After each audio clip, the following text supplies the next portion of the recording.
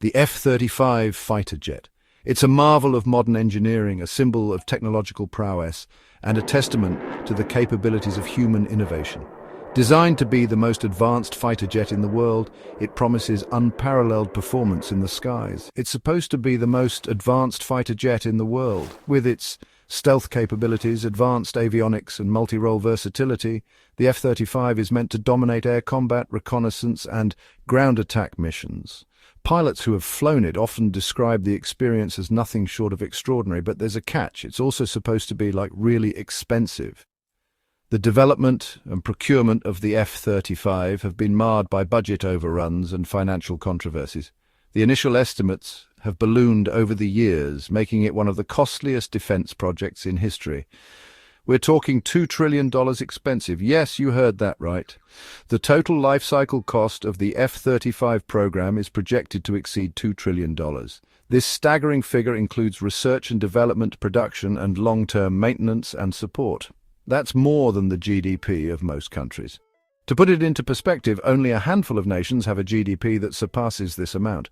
The financial burden of the F-35 program has raised eyebrows and sparked debates among policymakers, economists, and defense experts. And now some of America's closest allies are starting to have second thoughts about buying it. Countries that initially committed to purchasing the F-35 are re-evaluating their decisions. The high costs, coupled with ongoing technical issues, have made them question whether the investment is truly worth it. Why? Well, imagine ordering a fancy new car. You spend a fortune on it, expecting top-notch performance and reliability. The anticipation builds up as you wait for it to be delivered, dreaming of the day you'll finally get to drive it. You spend years waiting for it, and when it finally arrives, it doesn't start. The excitement quickly turns into frustration. You try to start the engine, but nothing happens. The car that was supposed to be a game-changer is now a source of disappointment. The windows don't roll down. You can't even enjoy a simple drive with the windows open. Every little feature that you were looking forward to seems to be malfunctioning. It's a far cry from the luxury experience you were promised. And the GPS keeps directing you to your ex's house. The navigation system, which was supposed to be state-of-the-art, is now leading you astray. Instead of guiding you to your desired destination, it takes you on a wild goose chase, adding to your frustration. That's kind of what's happening with the F-35. The jet, despite its advanced design and capabilities, has been plagued by a series of technical problems. From software glitches to structural issues, the F-35 has faced numerous setbacks that have delayed its deployment and increased its costs. It's been plagued by delays, technical problems, and cost overruns. The development process has been anything but smooth. Each new issue that arises requires additional time and resources to address, further straining the budget and testing the patience of those involved. And now, even America's friends are starting to wonder if they wouldn't be better off with a used Toyota. The reliability and cost-effectiveness of older, proven technologies are becoming increasingly appealing. As the F-35 continues to grapple with its challenges, the allure of simpler, more dependable alternatives grows stronger. Let's talk about that $2 trillion price tag.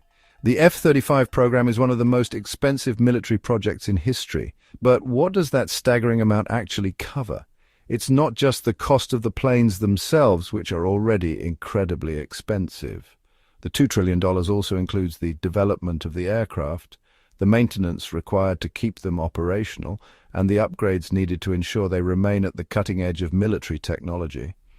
It's a comprehensive package that covers the entire life cycle of the F-35, from initial design to eventual retirement. That's not just for the planes themselves. The development phase alone has been a monumental task involving cutting-edge technology and thousands of engineers and technicians.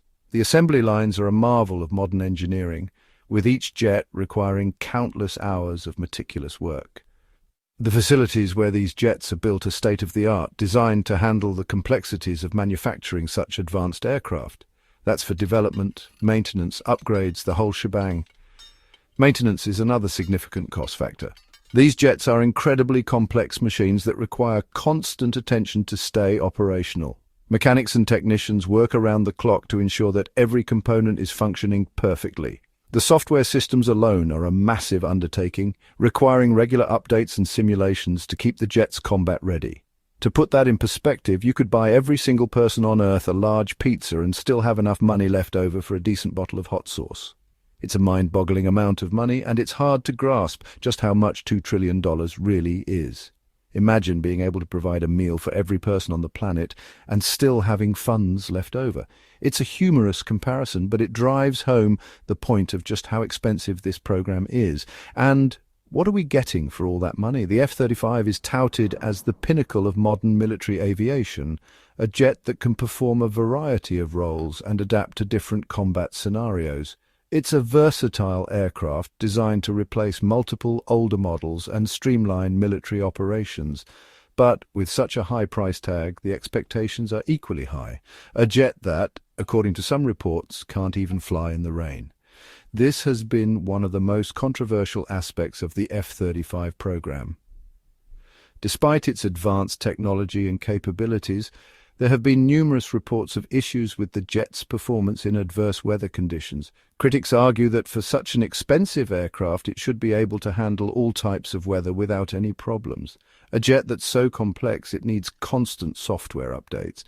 The F-35 is not just a plane, it's a flying computer. Its advanced software systems are crucial for its operation, but they also require regular updates and maintenance. This adds another layer of complexity and cost to the program. The software is designed to integrate with various systems and provide real-time data to pilots, but keeping it up to date is a never-ending task. A jet that's so expensive to operate, some countries are considering just leaving them parked on the runway. The operational costs of the F-35 are another major concern. It's not just the initial purchase price that's high. The ongoing costs of flying and maintaining these jets are astronomical. Some countries that have invested in the F-35 are now questioning whether they can afford to keep them in the air. The idea of having such an advanced aircraft and not being able to use it because of the cost is a troubling one. Remember the Y2K bug when everyone thought computers would go haywire at the turn of the millennium? Well, the F-35 has its own version of that. It's called software. See, this jet is so reliant on software, it's basically a flying computer. And like any computer, it's prone to glitches, bugs, and crashes.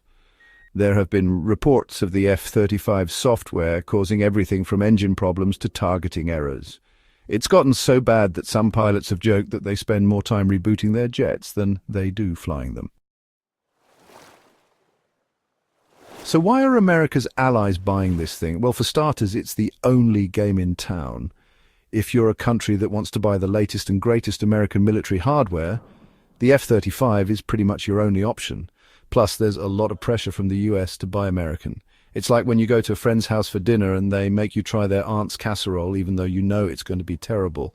You do it for the friendship. Section 5. Trump's tweets and trade wars. Remember when Donald Trump was president? Those were the good old days, weren't they? Just kidding. But seriously, Trump's America First policies and his love of trade wars didn't exactly endear him to America's allies. And when you're asking your friends to shell out billions of dollars for a fighter jet that might or might not work, it helps to have a little bit of goodwill in the bank. Section 6. I can turn your jet off like my Tesla. Here's where things get really interesting. Because the F-35 is so reliant on American software and support, there's a concern that the US could theoretically just turn off the jets remotely if they wanted to. It's like having a kill switch for your friend's car. You might not ever use it, but it's nice to know you have it, just in case they borrow your car and don't return it. Section 7. Elon's hot takes and the future of warfare. Speaking of Elon Musk, even the Doge father himself has weighed in on the F-35, calling it the worst military value for money in history. Musk has never been one to shy away from controversy, and his opinions on military technology are no exception. He has often criticized the traditional approach to defense spending, arguing that it is outdated and inefficient. His comments on the F-35 have sparked a lot of debates, with some agreeing with his assessment and others defending the jet's capabilities and strategic importance. And when Elon Musk, a man who once launched a car into space, tells you your fighter jet is a bad investment, you might want to listen. Musk's ventures into space with SpaceX have shown the world that he is not just a dreamer, but a doer. His ability to turn ambitious ideas into reality gives weight to his opinions. When he speaks about the inefficiencies of traditional military hardware, people take notice. His track record of innovation and disruption in various industries makes his perspective on the future of warfare particularly compelling. Musk believes the future of warfare is in drones and autonomous weapons systems. He envisions a world where human soldiers are no longer on the front lines, replaced instead by advanced robotics and AI-driven machines. This shift, he argues, would not only save lives but also reduce the costs associated with training, equipping and maintaining a human army. The technology for such a future is already in development, with many countries investing heavily in drone and AI research, and honestly, he might be right. The advantages of using drones and autonomous systems in warfare are numerous. They can operate in environments that are too dangerous for humans, carry out missions with precision and efficiency, and be deployed in large numbers without the logistical challenges of a human force. Moreover, the data collected by these systems can be analyzed in real time, providing valuable insights and improving decision-making processes on the battlefield. After all, why risk sending a pilot into harm's way when you can just send a robot? The ethical implications of autonomous warfare are still being debated, but the potential benefits are hard to ignore. As technology continues to advance, the line between science fiction and reality becomes increasingly blurred. Whether we like it or not, the future of warfare is likely to be dominated by machines, and Elon Musk's vision might just be the blueprint for what's to come. Section 8, Canada's F-35 Tango 2 steps forward, 1 step back. Canada is one of the countries that's been doing a bit of a dance with the F-35. They initially signed on to buy a bunch of them, then they had second thoughts, and now it seems like they're back in the game. It's like watching a couple trying to decide what to have for dinner. They go back and forth, they change their minds 1,000,000 times, and in the end, they just order pizza. Section 9, the sunk cost fallacy, throwing good money after bad jets. At this point, the US has sunk so much money into the F-35 program, it's hard to imagine them ever pulling the plug. It's like that old saying, we're too far gone to turn back now, but sometimes you just have to know when to cut your losses. Throwing good money after bad is never a good idea, especially when that money could be used for, things that actually work.